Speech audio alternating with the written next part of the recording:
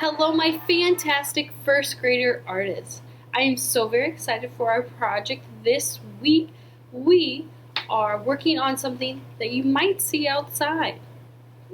Right now, with the weather, this animal sticks out, it pops out, it flies, and it's the color of fire trucks. Can you guess what kind of animal I'm talking about?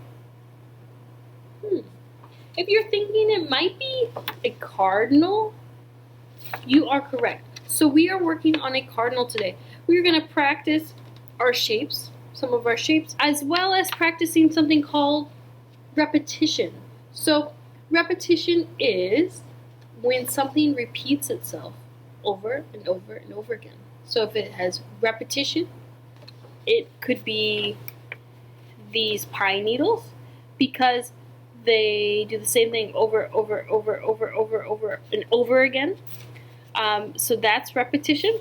We are also going to try, if you have the supplies, using salt to get this cool technique on the background.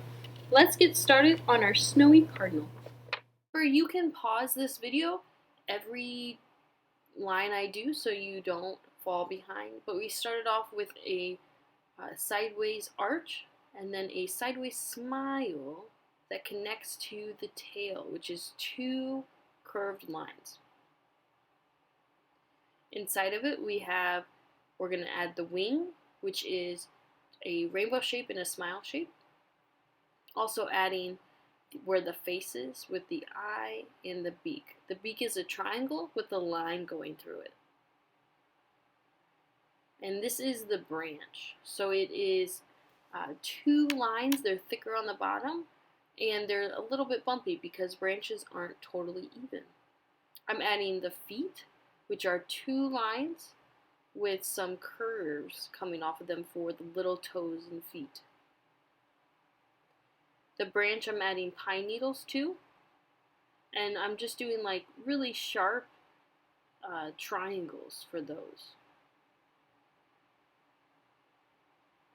You could add a lot if you want, or you could add a couple. I did a total of 4 little pine needle bunches. You could do 10 if you want, if you really want this bird to be covered and warm for the winter. I'm doing another branch up here, and I'm doing it the same way. So I have a long triangle with lots of tiny skinny triangles going off of it.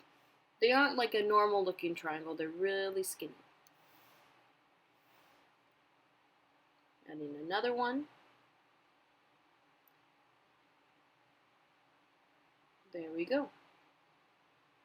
Next up, you gotta erase that line in the wing right there. Yep, we gotta erase that and we'll be good to go. I did want to add some texture for the feathers.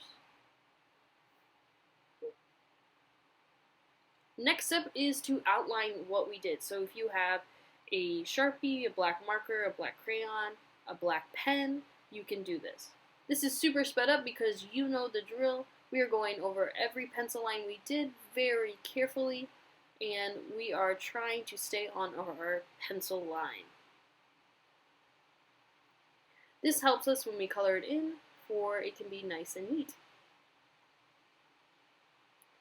I decided to use crayons for the pine needles.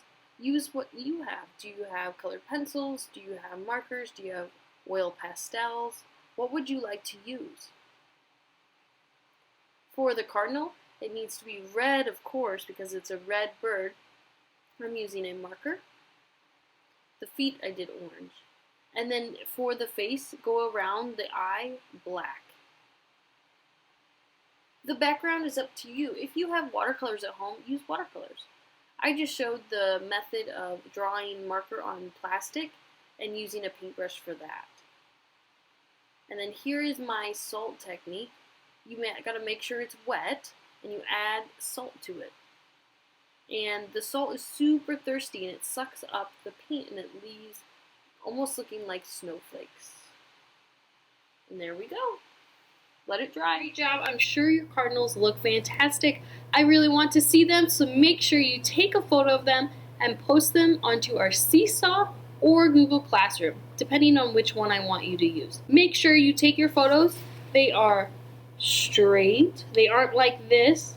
It's well lit, and you can see all of the corners, and your fingers aren't covering half of it, so it's like this. That way you have a better chance for being on the gallery. I hope you had fun.